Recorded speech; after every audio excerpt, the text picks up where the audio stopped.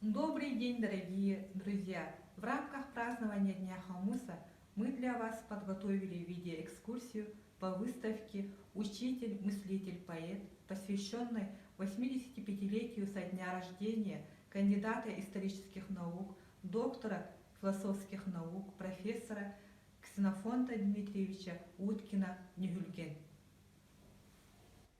Имя Ксенофонта Дмитриевича известно в республике и далеко за ее пределами как крупный деятель культуры, историк, фольклорист, философ, культуролог, педагог, поэт, журналист, литературный критик и пропагандист духовных начал в человеке. Ксенофонт Дмитриевич родился 1 марта 1935 года в Тарканинском наследии 1-го Нюрбинского района Якутской АСР. Трудовой путь начал в 1954 году после окончания Мархинской средней школы Нюрбинского района.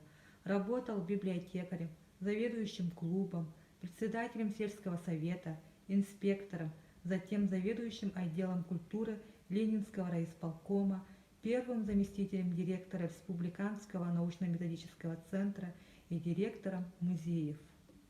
Ксенофонтом Дмитриевичем созданы 3 музея: Нюрбинский музей дружбы народов, музей Хомуса народов мира, музей меценатства и центра духовности Тулага.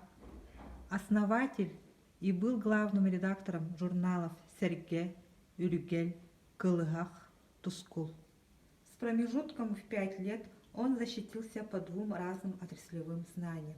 В 1994 году на соискание ученой степени кандидата исторических наук по теме «Железоделательное производство якутов второй половины XIX – начала XX веков».